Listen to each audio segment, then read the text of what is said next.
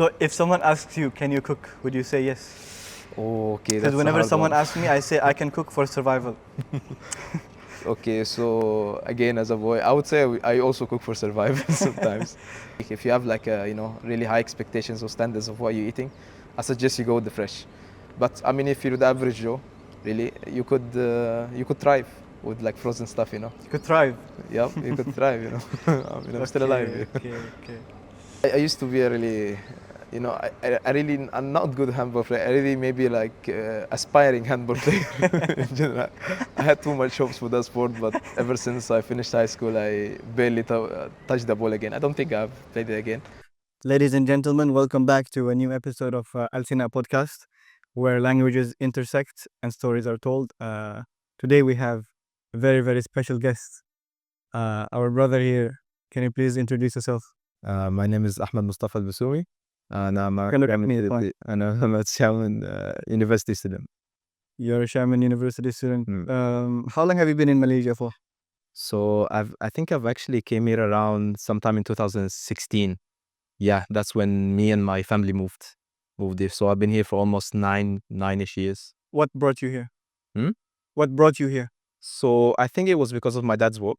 He just happened to find a job opportunity here to study it. Then he eventually moved. My parents and I, my mom and my brother, we all live here together, I guess. MashaAllah. Do you still feel foreign, or do you feel like Malaysia is your home now? Well, I do seldom go to vacations in Egypt because all my life is here now. But I still do feel a bit foreign. But in terms of foreigners in Malaysia in general, even people from my own country, there is a lot here. So we do fill up that gap with people and Arabs all over Malaysia. Okay, so today what I'll speak with you with is about student life in general, a foreign student life in Malaysia, whether it's personal finance or income or sports or work-life balance, all that kind of stuff. So can you talk about yourself to the audience? All right. So once again, my name is Ahmed. So I've been in Malaysia for almost 9 years now. I have took my high school here ever since grade 6. And I have graduated from this high school, then transitioned to this university, Xiamen, and I do software engineering here. So although my parents stay here, I do still live on campus, same as other students. And but I do go home, to my parents' home in Malaysia. So I'm not that much of an international. I can relate with the Malaysian students more. But in terms of in terms of maybe my vision, my language, it's very similar or even the same as the foreigners in Malaysia. So I can find myself relating to both there. Yeah. Okay, how about we start talking about student finance? Yeah. Since I think it's one of the more important points. If it'd be fair for it to be the first. Right. Right. Let's go. Let's talk about the first point. How do you handle your monthly expenses as a foreign student? Okay, so starting from my perspective, honestly, you first need to manage your source of income itself. You need to identify what's your source of income, whether it's allowances, whether it's No, talk about it as if the source of income is allowance. as a sort of money is allowance. That's the thing, honestly. So you just need to gauge it, look at it in terms of the amount perspective, and just like you can build a baseline from that. So let's assume that rent is paid, which is almost like 20 or 30% of your budget if you're living on a cheaper campus per se. And then your next biggest expense would be food. In general, you would need to allocate, I think, like most of the money towards the food, maybe even more than 50%. Then you also need to factor in your entertainment purposes, such as going to the restaurants and hanging out with friends in general. So you would need to set a limit, of course, for that, and as well need to keep an emergency fund for that reason. So it could go as the following: 40% for the rent, let's say around 40-50% for food, and you have the remaining 25%. You could use some of it to maybe invest, work on yourself, or you could just use it as savings. That's how you manage your personal finance in Malaysia as a student. Okay. You spoke about plans. Do you usually, like realistically, do you usually follow those plans or do you just go with the flow? All right, so it's gonna be initially hard to follow plans, especially if you're in the first year of university, right? There's gonna be a lot of like sunken costs, maybe especially in the first year. You need to buy the appliances, maybe you need to buy new clothes, new stuff. You would need to sink a lot of money into that. But honestly, if you manage to like keep up after the first or second month, your plan could realistically hit. Let's say you budget maybe a certain amount, like maybe 30 ringgit or less for food or more for food per day. You could easily hit the target if you don't spend on 2 or 3 star restaurant. If you go to like less, more affordable restaurants, Or if you cook at home, maybe. or if you cook at home, that's the biggest, maybe that could be the biggest contributor to like saving money. If you initially pick up that skill, is the most essential to it. Just basically cook your own food, and you can realistically hit the goal. But I would say in the first 1 or 2 months, it would be a bit harder. But as long as you find, basically, you find them routine in Malaysia, you find maybe the foods you like, you find maybe some meal prep guides could help you. You find your recipes that you like, you could easily save on the food and handle less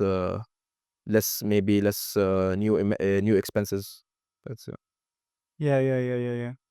So, what tips would you give for people to save money other than making their own food or meal prepping? So I would say not essentially like maybe not trying to keep up with the flow. Maybe not with the flow with current trends, especially in clothing or in tech. Not essentially having to buy the latest maybe model of anything, or trying to please maybe friends, or like mix into the crowd by buying any of that stuff.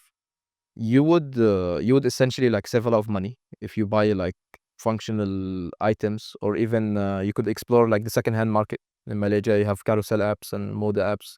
They're very like crucial when it comes to saving money. You could easily save around 30 or 40% if you buy your item used. And the second thing is not splurge out like too much on maybe on going out with friends, right? So people could, if you spend all your money like in going out to malls and stuff, you would essentially basically blow out your budget. But if you keep it more chill, more low key, you would have maybe less frequent hangouts, maybe less hangouts which take a lot of money. You could easily hit that target. So just buy used, and then just be aware of how you're using your money for entertainment. How would a person recover actually if they splurged? So first Because question. from our past experiences, if a person does that, it will really affect the plan, Mm, and some people would just uh, continue splurging as if like, okay, it's already broken, so let me just go mm. all the way. So one solution is to maybe borrow a bit money. But as a student, me and you, we've always been hit with the like it's 10 days left until the end of the month, and we barely have anything to spare. So I guess all of our meals are homemade from now. But as a student, you unfortunately hit some of these obstacles. You will eventually run into some of these situations. What you could do basically, like realistically, just like try to keep up, survive until like the next day of allowance, to the next month of the allowance. Buy cheaper meals. Try not to like splurge too much. Maybe skip on some hangouts. Don't skip meals, of course. You still keep up to, you still manage to keep healthy if you eat if you eat homemade food every time. And but if you can't, if you really can't, like even have your basic needs, apply basic whether it's fuel, gas, or food in general, you need to maybe borrow a bit until the end of the month, which really isn't a lot, because food in Malaysia is one of the like cheaper aspects in it. It's very much cheaper than even maybe it's very comparable to like countries like to third world countries, and even way cheaper when it comes to Europe or it comes to studying abroad. Yeah, that I is think very food true. here is very affordable. Yeah. Especially if you cook, if you like buy the groceries and cook it. Yeah. When I say affordable in terms of like like cooking itself, like when you're cooking, even when you go to restaurants, it's not that expensive compared to them. But still, these restaurants have a huge overhead cost. They need to like make profit, of course, so they would charge sometimes exorbitant prices. So we need to like be aware of how much we spend. Just to finish this off, Hmm.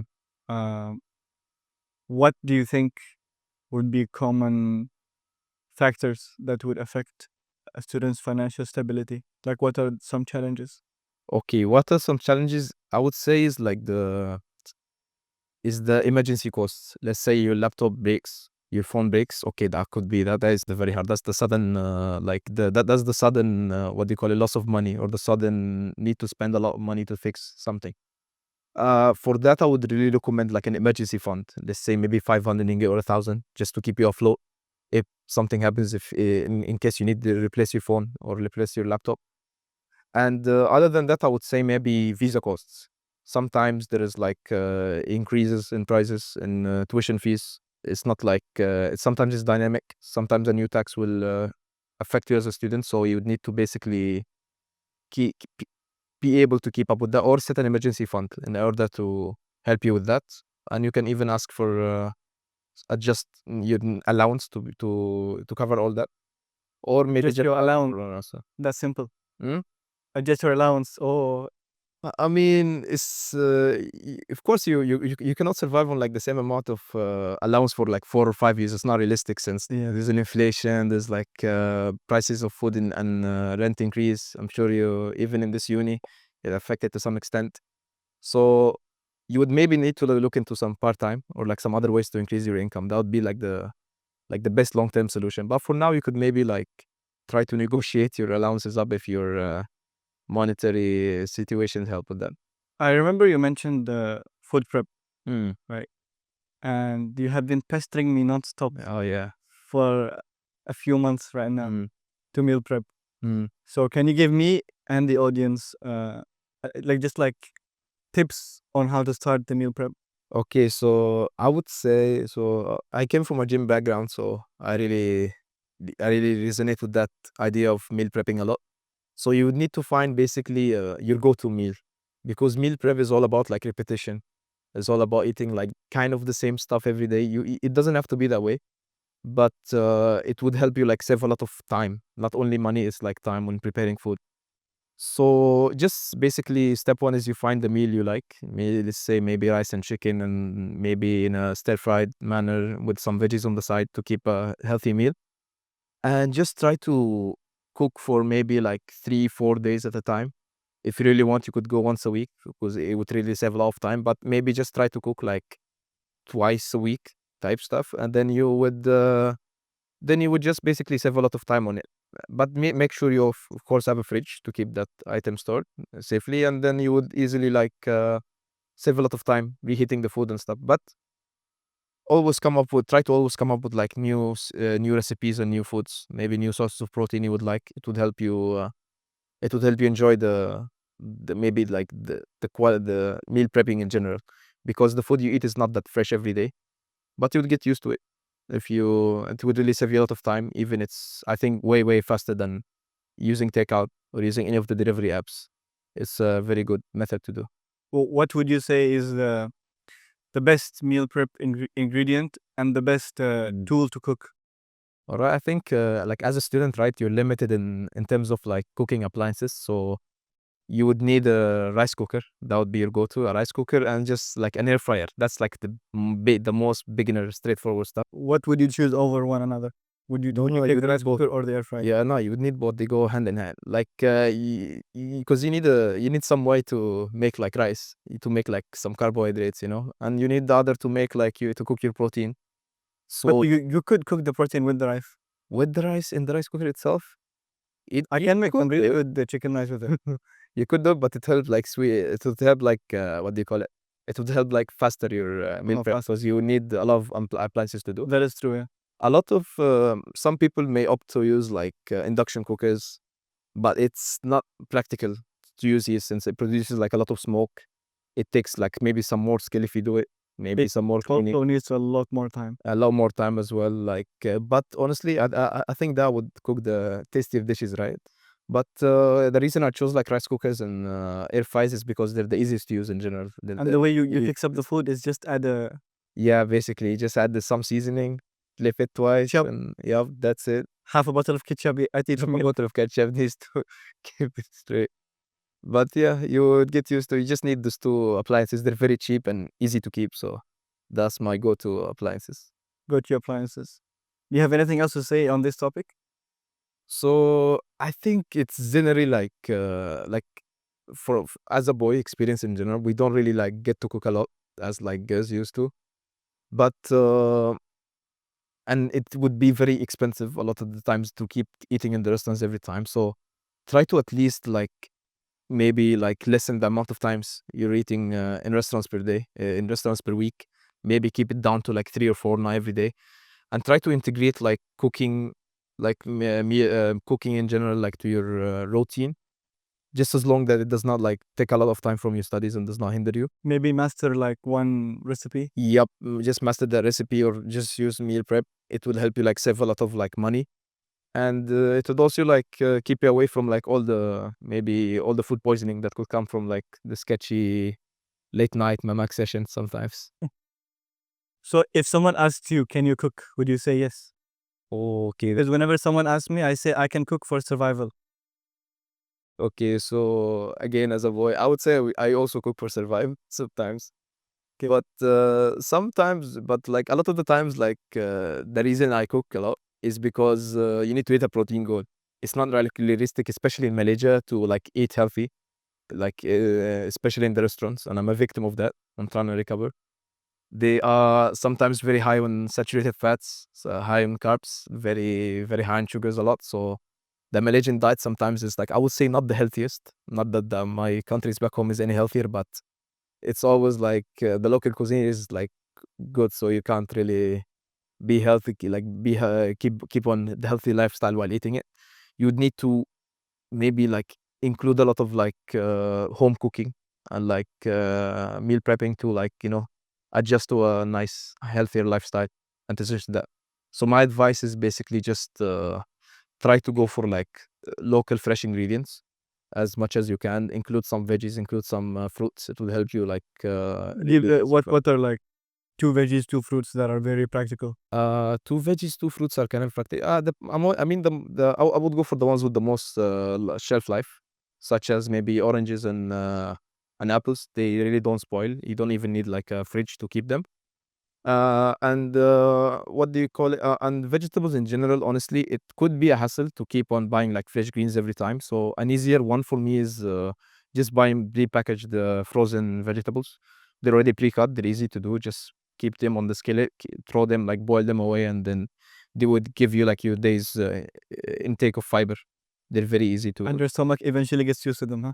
Yup, your stomach is used to them, but it's not as bad as you think because they still do keep up some of their, especially fibers. They still keep up some of their benefits, but it's always better to buy fresh. But if you're a uni student, you're always going for, saving time, I saving mean, effort. in my case, Mm, I go buy groceries every week. mm, I get chicken mm. and vegetables for the week, Yeah, yeah. and I don't think it takes that much time. It does not take that much time through, but like if you especially go for the You would rather get something that would last you months. honestly, yeah, that's like I dislike going to the shopping. Would you rather buy frozen proteins or fresh? Okay, that's a no. I would go with the frozen ones as well. It would be still a hassle if you wanna go and, like, buy fresh every time, especially if you don't have, like, maybe a vehicle to travel in Malaysia and stuff. So I would really go for the frozen stuff. They really, like, keep months and months, and they're easy to, like, thing. And they also, like, could save your budget a lot, so because, let's say at the start of the month, you could buy, like, groceries for the whole month, really. It's really an easy way to gauge how much money you're able to spend more and not overspend. And at the same time, really, it's still food, it still counts as protein. I would still go for them any time of the day. But in terms of taste in general, I would say the fresh one takes it. So if you have like if you have a unique, not a unique, if you have like a, really high expectations or standards of what you're eating, I suggest you go with the fresh. But I mean, if you're the average Joe, really, you could thrive with like frozen stuff, You could thrive. Yep, you could thrive, I mean, I'm still alive. Okay, okay. I do want to go back to talk about finance and income, since I really wanted to get your points on them. Yeah. But before that, how about we speak about sport and balance? Oh, sport and balance, nice. Since you spoke about the gym, Yes. right? So the first question would be, how has sports been integrated in your daily routine as a foreign student in Malaysia? All right. So as a foreign student in Malaysia, like it's very like I think for boys in general, I'm speaking as a boy's perspective. We always tend to like stick with the sport, whether it be the gym, whether it be like any physical sport, and maybe like try to like always like and play it for the rest of our lives. Maybe we're really like limited to that, and we're really good in terms of that part.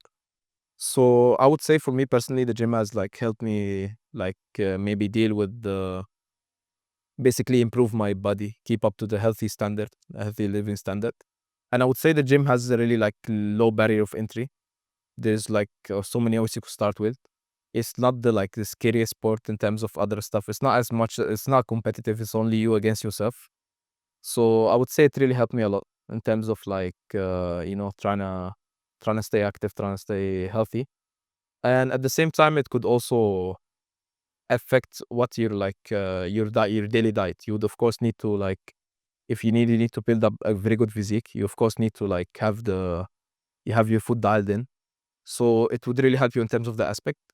And not to forget sport, not to forget football, not to forget volleyball or any other like group sports. I would say they're even more motivating in terms of like the competitiveness like the competitiveness aspect. And you always have someone to like push you to play that game. You have someone to compete with. It's almost automatically like guaranteed to have you enjoy the sport. But you could also apply the same to the gym if you like pick up a partner, train together, and have like some coordinated sessions in order to help you with your fitness journey. What would be your best workout then? So my best workout plan, I would say it really varies. Like No, it's not your best. best one My workout. best one go-to workout plan. All right, Not plan, not plan. just set. Oh, just exercise. You mean? Exercise. Exercise. You mean? Okay. Okay. Nothing can. Okay. You really cannot go wrong with the bench. Really, Bench. it's a very good like compound exercise. It's the most like gym bro exercise in a gym. Really, all the gym people would know that. It's the first thing you ask someone. Yeah, it's like how much do you bench? It's conversation starter, right? You would always need to like, yeah, man, I rep hundreds, 100. How much do you rep? So I normally rep like 90, but last week actually I've managed to hit like 100 kilos for like 5.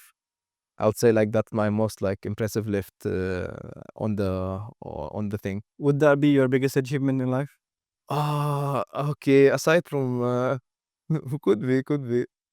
No, not really, not really.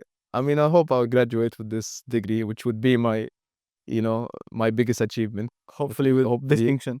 Yep, inshallah. That's inshallah in 2 years' time.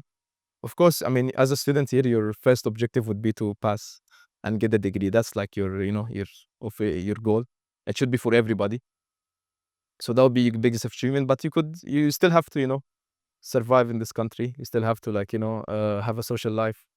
So these sports kind of also help with the social life, right? 100%. Like you get to know a lot of people there, especially in the gym. The gym community in like Malaysia is not like I would say it's not like it's not as much like vibrant and like engaging as back home, because our people are like so social like Arabs and stuff. But it's still there is still like a feeling of like warmness, and like everybody is able to And also belonging, right? yeah, and belonging as well. Like nobody's there to critique you. Everybody there is like to help you. There's no like judgy eyes. Everybody like would not think twice if you ask them to help you in a set, or maybe like to work out with them. It's like a very welcoming environment, and a lot of people are scared to go to the gym because like maybe they're kind of in the beginning their body is not like it's not sculpted as those who are experienced. But really there's no like judgment. Like from what I saw here, everybody's welcoming, unless you're a group of like 14-year-old kids who are coming to make a ruckus around the bench area. But still, that these guys, like everybody does belong in the gym as well, and there is barely any cases of like bullying. So does that mean sports in general, let's say, will help you with mental health, confidence, focus? Oh yeah, definitely. Like sport itself, right? They would help you sometimes to even like make out if you're having like a very bad week. You're like, okay, no worries. I can make it. If I can make it to Saturday, I have like a football game.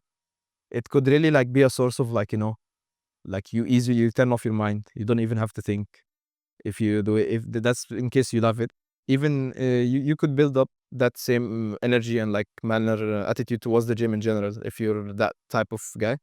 And the gym itself, of course, will you will reap its benefits. You will have a nicer body. You'll be more confident, and you will eventually have a better social life.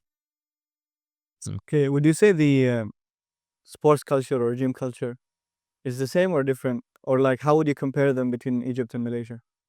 All right. So okay. So in terms of like maybe sport awareness or like healthy awareness, right? I would say Egypt is a bit lacking, unfortunately, in terms of that case. We don't really in Egypt is maybe just because it's more densely populated, people tend to live more together, more couple. There's not as much like empty spaces in Malaysia. There's not as many parks. Not a lot of people tend to like not a lot of older people tend to go out to play in like sports. So you see the gym there, the gym culture, the sport culture is only limited to like people like in their 20s or even under 20. You would barely find an older person who plays like sports here, there in Egypt. But I would say in Malaysia it's a bit more different.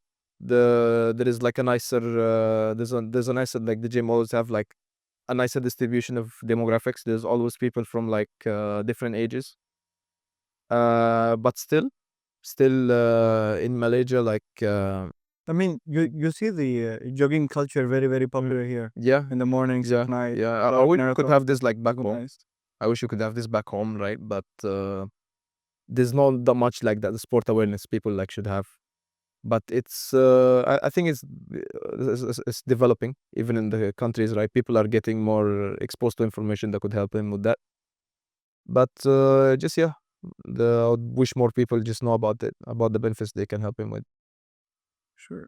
What would you say is your favorite physical activity besides the All right, besides the gym, basically a physical, my favorite like cardiovascular activity, basically, right? The engine. sports activity in general, yani? Okay, sport activity in general. All right, I would say actually competitive, like running. I would say like Competitive running. long distance running or short distance running in general. Anything with like competitiveness there. Even though like I'm not a very good runner, even especially a long distance runner, I'm not a very good distance runner. But if there is a chance of like a marathon, a 5K run, or like a 100-meter race, I would jump at the opportunity. It's always fun to like compete with your peers. So just basically like jogging and long distance running or like short distance running. That's my go-to activities. So you would prefer that over hiking and volleyball and I mean, handball? okay, I used to be a really, I really, I'm not good handball player. I really maybe like aspiring handball player. In general. I had too much hopes for that sport, but ever since I finished high school, I barely touched the ball again. I don't think I've played it again. But it's not about handball in general. It's about like the sense of competitiveness, right? In running, like there's always like your best achievement is like your time. How much can you finish? How much? Wait, if that's your main point, Mm. then why don't you play football or futsal? Okay, football, futsal. There's like a lot of.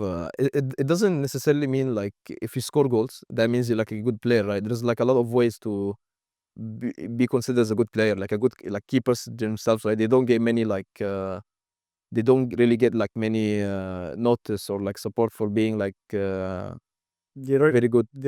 The recognition, basically. Yeah, not enough recognition, right? And even defenders in general, right? So there's not always like, oh, I'm better than you, like, or does not you can't make it that way, right?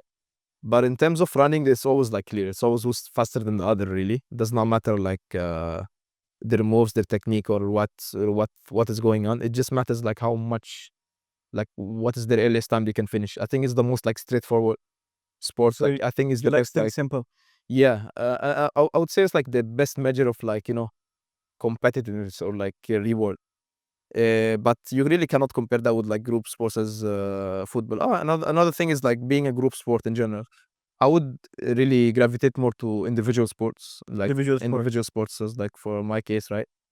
But I think the vast majority of people do support like any group like sports like football and stuff, right? It does build a nice, teamwork, a nice team in general. But for me, honestly, like as a person who likes some competitiveness in his life, I would really go for individual sports any time of the day. So I would just say running would be like a very easy or a very straightforward like sport to do that. Okay. So I would say that you're coming for the run in 2 hours. Yep. Oh, that thing. No, unfortunately, I have not joined this year.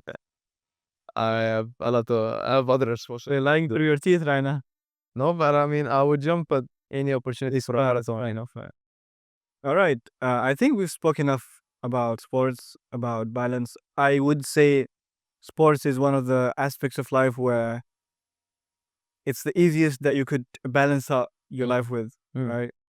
It's easier to do sports than a community activity or something. So okay. And sports itself can also be counted as like a communal thing where people get to know each other, check back on each other and stuff, right? So this would mark a great point for us to go back to the original topic, which is about finance.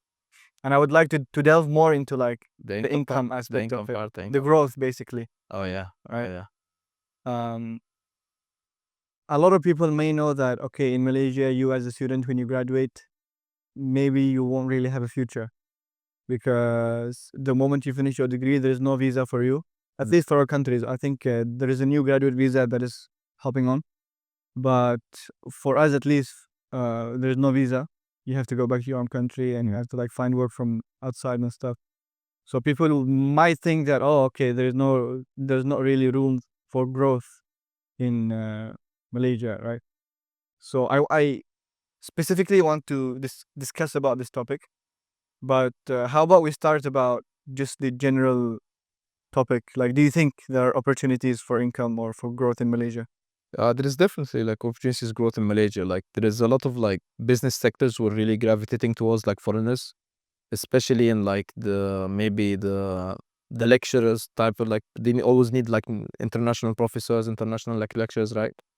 And I personally know a lot of people who could manage to still sneak out like an IT job here and there as foreign students, right? But people tend to like really want like maybe like staying for in like working in like European countries, right? Even Malaysian people themselves, they would really like to go to the West. But in terms of Malaysia, right? Maybe because we're restricted by visa, we're always rushed to like go back home and stuff.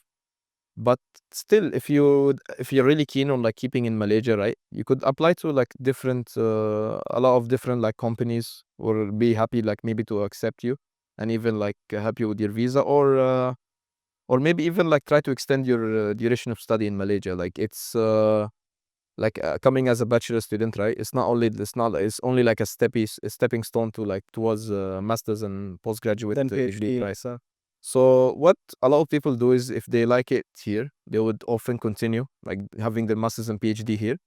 And we'd often like hear a lot of stories about like their maybe their success. They always like manage to like break out into like very good jobs. A lot of like university lecturers, specifically if you have like postgraduate degrees. But you could still like manage to land a nice entry level job, just like if you find the right company, if you have the good enough skill set for that. Doesn't mean you always have to like go back home and do it. But that would but that would be like that would still be your goal because your visa is not about to like it's not like a look for work visa. It's only like what a study visa. So maybe look into some like other ways. Even if you go back home, strategize, and if you want to continue study here, you may do so, or you could just try to apply from there, back home or there to help you. okay. So in Malaysia, you as a student, you cannot work, right? Unless you have a permit or something. Yeah. And I'm not sure if bachelor students can get it. Yeah. But are there still ways to get income So legally? yeah, so Malaysia is not like the EU countries where you like are allocated like a certain amount of hours. Actually, it is. I think I hear it is. You could work up to 20 hours a week, but it's not like directly enforced. Not enforced, I would say. Not a lot of people know about it. And at the same time, Malaysia's like structure is not like accommodating to that, like working as a student here, especially if you don't know the language. But honestly, there's like a lot of like maybe legal ways or like to get some more income on the side. My first would go to like the first thing you would do is like try to look inside your uni itself. They're always like looking for student helpers for events. They're always looking for like movers. Even teacher assistants. Yeah, even the TAs in some unis, not all of them, of course. Some TAs get especially if you post like a really nice GPA, you could really do your way in a nice TA job, and you could always get consistent allowances. But on the other side, there's always like university gigs that like comes up every now and then, and the university itself gives you that job. And if you really can't do that, I would suggest you would maybe go for like some tutoring jobs. Tutor jobs are very like flexible here. They're online. If you just do it like maybe you could target your friends, your people who you study with, or maybe just like teach English in general. Teaching English is like everybody's like go-to method a lot. At the whether it be at the eyes level or like the kids level, it's a nice way to like earn some extra money on the side if you have that. And eventually, if you have like the same skill set for to teach on any other like subjects such as physics or maths, you could do so. And it's a really nice way to get some extra income on the side. But it's not like it's always not like realistic to depend only on that money. You would need to have like the support of maybe your parents back home to keep you with like sustainable allowances, because the situation in Malaysia is not like it's not like your work here can pay for everything. You will still need some money to support you. I would say the only way you could like 100% rely on yourself is if you have an online job from back home Oh yeah. where you already have a stable client, Yeah. whether it's in the like design or Yeah. automation or anything, Yeah. right? Because here finding clients is very hard, even for tutoring. I mean, you still cannot rely on like one client, of course, Yeah, because obviously. it's still like a gig job, honestly, right? And since you're only like, and if you even if you go like the legal route of like working maybe in a convenience store, you're only allocated like I think 20 hours per week. It's like not enough to sustain you. But you would need to like very be like have like a lot of profession in that field. Maybe it's like design and stuff. Have consistent customers, consistent clients. But I would suggest you still like need a nice healthy like balance in the bank. Just maybe in the first year itself, in the first Okay. year to gauge, and some parents to support you. Then what would you say to someone like what realistic thing would you say to someone who wants to come to Malaysia to study and wants to be financially independent? All right. So one thing I would say to Malaysia is like it's not like other EU countries. Of course, you can't really like. It's not as easy to find jobs here, especially if you do not know the local language. And even though this local like this minimum wage jobs sometimes really do take a lot of like time, and they're not like you would really like struggle to keep a work life balance. So I would suggest you like have some sort of like a skill set, maybe some design, some tutoring, some stuff to do it on the side, like as a part-time job. Like I would really not advise you to go opt in for like a full-time job, especially in Malaysia. But you should have like the realistic expectation, like to at least in the first or like the first 2 3 the first 1 or 2 years, to have the support of like still your parents, even though like to have some emergency fund back home to keep you supported with that. And if you find like your rhythm here, if maybe your tutoring thrives a bit, because a lot of people can charge like it's a very like you could really charge a lot in terms of like tutoring, right? It's not limited to like part-time jobs where you're getting paid like 7 8 ringgit per hour. You could end up easily up to like 50 or 60 70 whatever. So I would say in the first year, in the first or second year, have the support of maybe your parents back home, have like a steady allowance to keep up with that. And eventually you will like find basically you will know how to save on money better. You'll know how to like get your finances better, and maybe get some any sort of like extra income or hustles, which would really help you. So yeah, just like be mindful of like not traveling there without like any financial preparation, any emergency funds, and that's it. You'll be good. You spoke about skills like tutoring, designing, and stuff. What do you think? Give me 3 skills. Do you think that are very very important, basically for students to have to be able to earn money later on? Okay, later on. Okay, so for now, okay, so for your question, right? So the most three important skills in my opinion, right? Maybe one is a like a very is a hot take. but not necessarily. The first one would be like tutoring. It's a straight, it's like a giveaway answer. It's really flexible. You could work online or abroad. The second one would be like all the IT related stuff, maybe like designing, arts, 3D modeling and stuff, right? They're always like needed in the market. Photography, any paths related to like IT in general. The digital world. Hmm? Digital jobs. Yeah, just digital jobs in general, right? Anything that allows you to like work online, Remote. to work remotely, they would help you with that. And the last one would be like a certain, I would say, is like investing, whether it be like long-term investing, term investing into like the stock market or into crypto, into any into any fund that could keep you like, keep your money, or like keep your money growing and steady in the long run. Of course, as like students, we're not you're not expected to like, straight away make profit.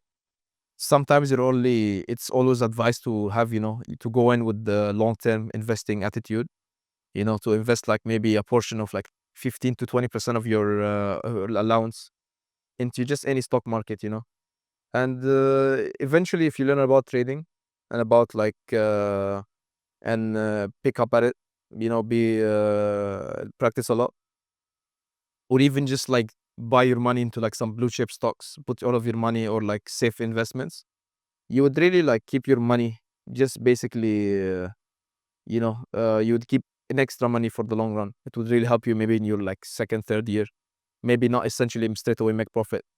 So I would suggest that. So maybe if you don't really like to save money, you just need to keep it like working, like, you want to keep the money like moving, I'll suggest you look into some like long-term investing options, such as the S&P 500, the Malaysia Bursa stocks, and in just basically any other safe stock that you could keep for a long time and get dividends.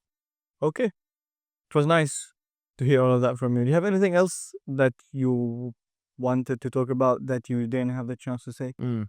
So maybe I would just like highlight a bit of like the mentality part in Malaysia, the mentality of like people who come here, right? So some people do like expect this country to be like very like, to be very like, I would say like workaholic in terms of like the EU countries and stuff. People have like their jobs, people have their universities is really like, tough. But here in Malaysia, I think it's a bit more relaxed in terms of that. Like lectures here are more like chill, and people here are like more welcoming, more easygoing. Especially if you don't study, if you're not like in the major cities, if you're not in KL and that all that. So in Malaysia, it's like it's all about like just basically don't get your like don't get your like standards, or like be too nervous to interact with the local people here. They're really chill, even the lecturers. And at the same time, don't expect it to be like so easy and like so like welcoming. You still need to like have a nice social life, a nice amount of interacting, and eventually like you still need to study. You still need to study all the courses. It's not like, it's not like a straight forced CGPA if you 4.0 if you barely attend classes and that.